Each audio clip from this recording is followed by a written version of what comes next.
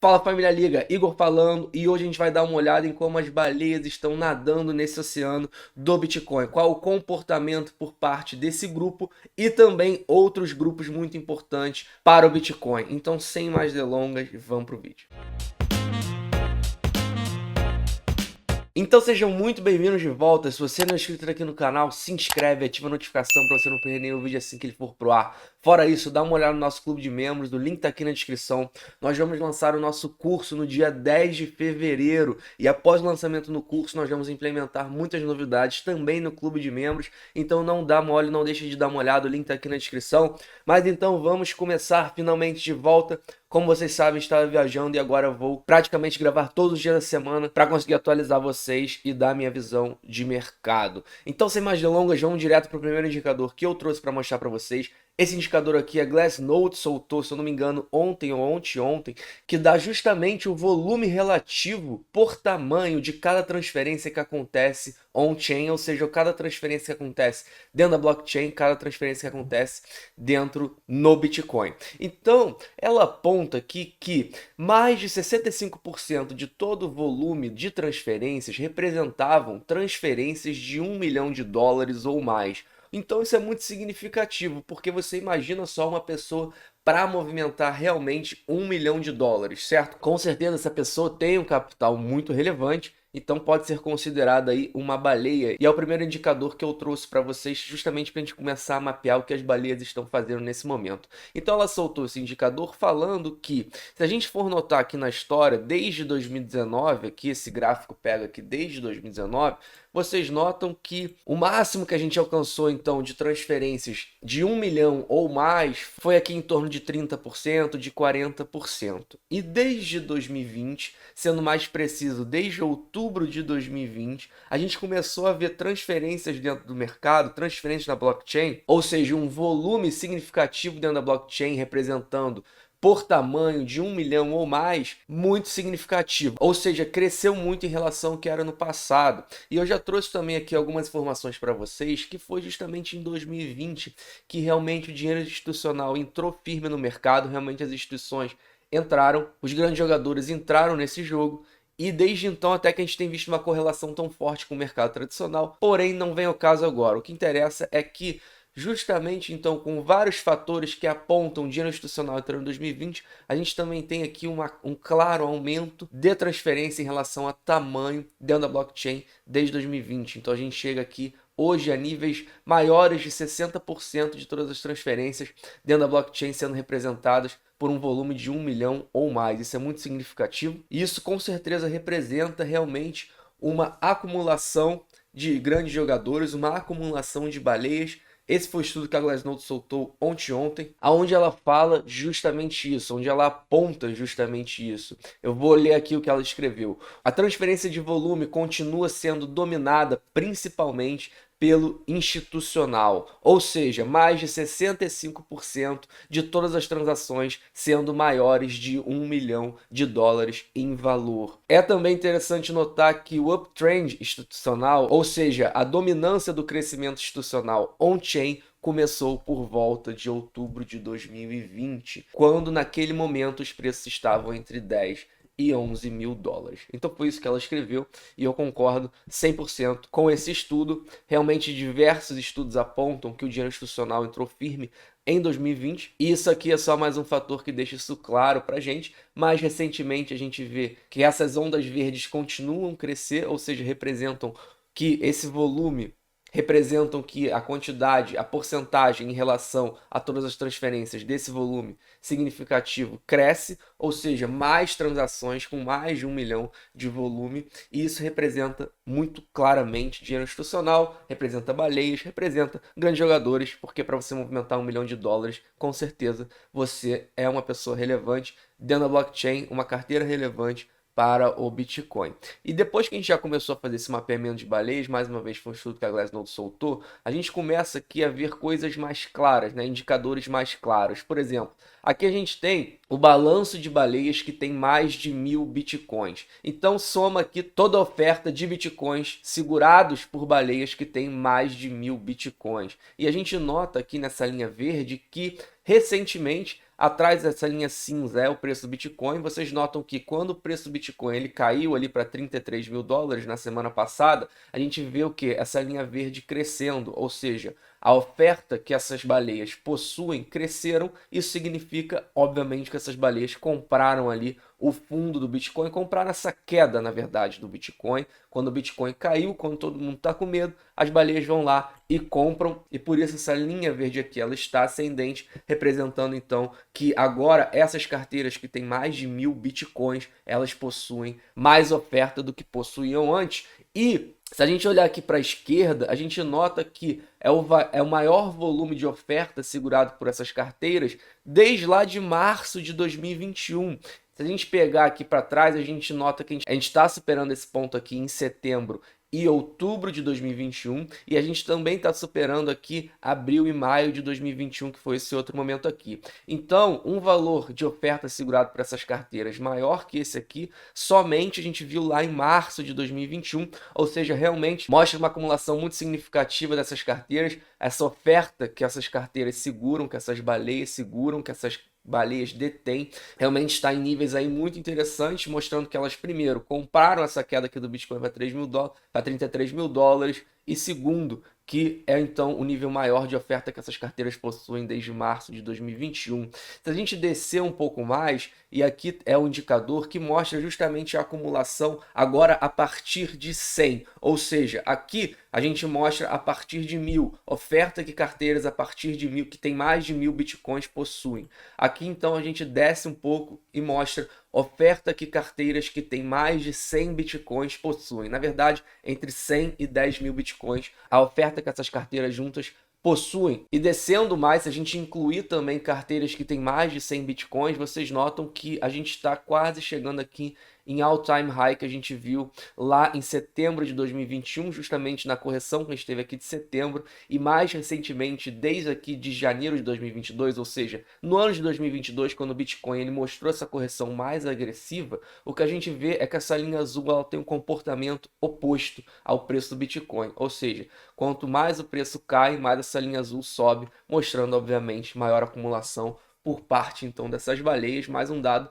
bastante significativo mostrando que baleias estão comprando aí o Bitcoin, considerando então o Bitcoin é um bom preço para acumulação. Pausa rápida, se você tem interesse em negociar criptoativa aqui no canal, a gente indica Binance, link na descrição com desconto para 100 nas taxas de corretagem. Para o mercado futuro a gente indica Bybit e a PrimeXBT, link na descrição também com muitos bônus para vocês. Continuando, então agora eu trago um indicador em relação à oferta ilíquida do Bitcoin, que é um indicador que eu tenho mostrado bastante aqui no canal, mostrando que realmente desde maio, junho e julho, quando o Bitcoin corrigiu de forma mais significativa, que o Bitcoin estava a 60 mil dólares e fez esse fundo aqui em 30 mil dólares em maio, junho e julho, permaneceu assim por 3 meses, e desde esse fundo aqui a gente começou a ver uma oferta se tornando ilíquida de forma mais agressiva, mostrando que carteiras ilíquidas começaram a acumular Bitcoin de forma mais agressiva.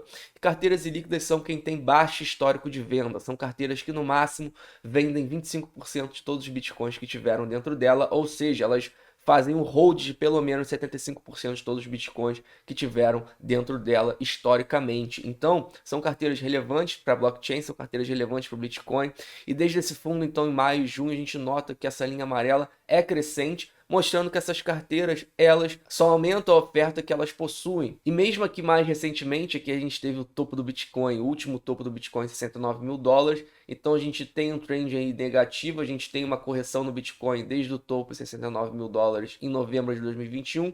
Porém, essas carteiras continuam a acumular mesmo com os preços em queda. Isso é um sinal positivo porque mostra que essas carteiras elas continuam sua acumulação e não estão vendendo seus bitcoins, porque sempre é uma possibilidade quando o Bitcoin alcança patamares maiores de preço, onde alcançou aqui em 69 mil dólares. Então a gente poderia ver nesse momento aqui uma distribuição por parte dessas carteiras, o que não aconteceu, muito pelo contrário, essas carteiras continuam a acumular Bitcoin. Então, como eu disse e mandei lá no clube de membros, quando a gente teve a correção mais expressiva na semana passada, a grande verdade é que se a gente for olhar só o lado da oferta, a oferta ela está muito positiva, os indicadores de oferta estão muito positivos desde maio, junho e julho de 2021. A gente tem acumulação de compradores de longo prazo, que eu vou mostrar também essa semana para vocês como estão, mas a gente tem eles acumulando na média dos últimos 30 dias, tem a oferta segurada por compradores de longo prazo também crescente.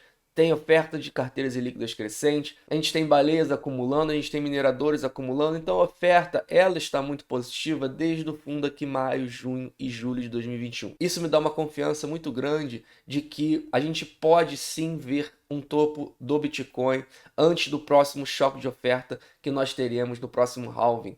E eu tenho recebido muitos questionamentos de que se a oferta está tão positiva, e não é uma opinião minha falar que a oferta está positiva, é um fato. Esses indicadores mostram isso claramente, mostram acumulação de baleias, mostram aumento de oferta líquida, mostram acumulação por parte dos compradores no longo prazo, então não é uma opinião minha, realmente esses indicadores mostram isso porque realmente a oferta ela está tendo um comportamento positivo, um comportamento que não se alterou mesmo com essa queda expressiva que a gente teve no Bitcoin de mais de 50%. Então, o comportamento desses participantes on-chain, ele continua positivo, mostrando que a oferta ela está indo para carteiras relevantes, ela está indo para carteiras que historicamente acumulam quando ninguém quer acumular e começam a vender na força quando o Bitcoin alcança novos patamares de preço.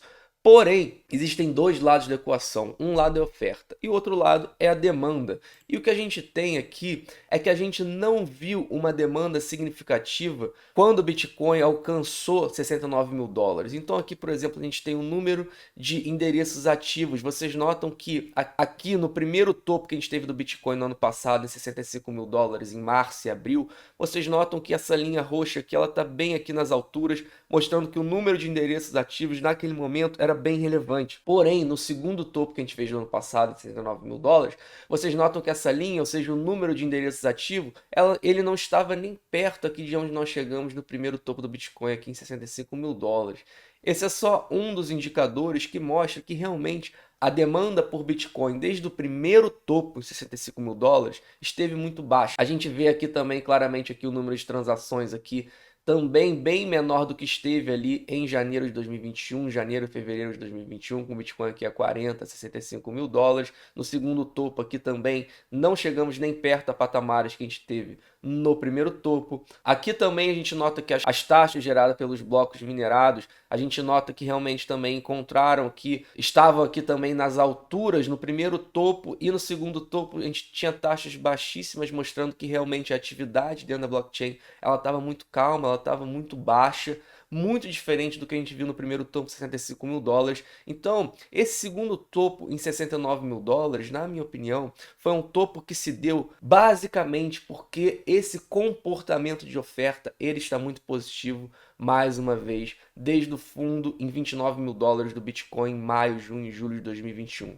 Então foi um topo que se deu basicamente sem demanda, a gente não tinha uma demanda relevante, na verdade a gente não tinha um comportamento de demanda que sempre foi visto em ciclos de alta, ou seja, nos topos do Bitcoin. Como é que são formados os topos do Bitcoin? A demanda aumenta muito significativamente, ou seja, novas pessoas chegando no mercado todos os dias, o Bitcoin ganha manchete, o Bitcoin ganha mídia, isso atrai muita gente. Então o mercado ele tem novos participantes chegando todos os dias, gera aquela euforia. Então assim historicamente são formados os topos do Bitcoin. E esse topo em 69 mil dólares, ele não se deu dessa forma. Ele se deu basicamente só com um lado da equação positiva, que foi o lado da oferta. Uma acumulação muito forte por parte desses grupos que são muito importantes, baleias, carteiras ilíquidas, compradores de longo prazo, mineradores. Então, uma acumulação muito forte por parte desses grupos. Porém, o outro lado da equação, que é o da demanda, ele sempre esteve aqui nas mínimas, ele esteve aqui calmo, ele esteve aqui sem grandes atividades on-chain significativas, diferente de como foi mais uma vez o primeiro topo aqui do Bitcoin em 65 mil dólares. E isso mostra que, mesmo com, mais uma vez, o Bitcoin corrigindo de forma significativa, o comportamento desses grupos de acumulação dessa oferta não mudou. Ou seja, os grupos importantes, na minha visão, da gente analisar em relação à acumulação, o comportamento deles continua positivo. Todos eles continuam a sua acumulação e não a distribuição. Porém, mais uma vez, a demanda continua baixa dentro da blockchain, muito obviamente pelo externo que a gente está vivendo no mundo. A gente tem aí uma perspectiva bem ruim para 2022 em todos os mercados tradicionais, principalmente pelo aumento de juros nos Estados Unidos, os conflitos que a gente está tendo na Europa, entre inúmeros outros motivos.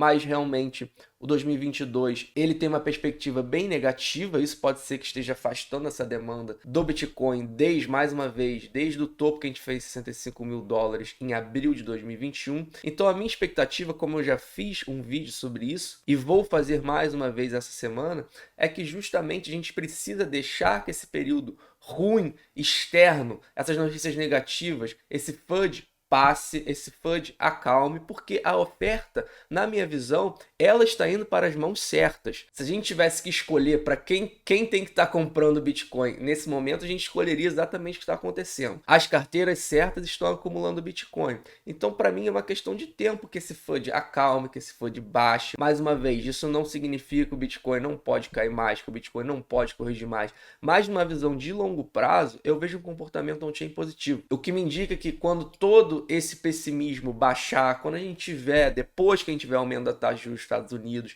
depois que totalmente esse pessimismo ele vier à realidade, a gente começar a ver, de repente, maior demanda vindo para o Bitcoin, ou caso isso não aconteça, que essas carteiras significativas elas continuem a sua acumulação e a gente possa ter o Bitcoin alcançando patamares de preço similar como ele fez aqui mais uma vez de agosto a novembro de 2021, que foi, na minha visão, uma corrida que o Bitcoin fez sem demanda. Então eu acho que isso pode acontecer novamente, porém depois aí de todo esse pessimismo. Mas o que a gente vê, mais uma vez, dia após dia, é a acumulação de Bitcoin pelas pessoas certas. As pessoas certas, carteiras certas, na verdade, estão acumulando Bitcoin, não importa o preço, estão considerando esse valor do Bitcoin para acumular um valor interessante. Então essa semana, mais uma vez, eu vou fazer um vídeo em relação ao ciclo Bitcoin. Eu já apontava no meu último vídeo, por sinal vou deixar ele aqui na descrição, que o cenário mais provável, eu acredito, num topo do Bitcoin antes do próximo choque de oferta, porém, o cenário mais provável é que isso aconteça no final do ano ou no início do ano que vem. E embora seja sempre um cenário possível que isso aconteça de forma diferente do que a gente está esperando, esse é o cenário que eu acho mais provável. E muito se dá por essa acumulação dessas carteiras tão significativas dentro da blockchain, que historicamente sempre acumulam Bitcoin nos momentos que ninguém quer saber de Bitcoin, mas principalmente sempre distribuem seus Bitcoins nos topos do Bitcoin. Essas carteiras, elas vendem na força. E não foi esse comportamento que a gente viu aqui no topo, $69.000. Então, isso talvez para mim seja o mais curioso e o mais interessante se observar nesse momento. A gente fez um novo topo do Bitcoin e essas carteiras relevantes não venderam seu Bitcoin, continuaram com o mesmo comportamento, mesmo com o Bitcoin a $69.000 e continuam com o mesmo comportamento, mesmo depois dessa correção significativa. Então, se isso contribuiu de alguma forma para você, deixa o like, ativa a notificação para você não perder nenhum vídeo que for pro ar, dá uma olhada no nosso clube de membros, o link tá aqui na descrição. E por fim, não sou conselheiro financeiro, nada que eu falo aqui é um conselho financeiro, nem estou aqui para fazer você gostar de Bitcoin. Afinal de contas, se você não gosta de Bitcoin, o azar é seu e não meu. Tenham todos um ótimo dia e até amanhã.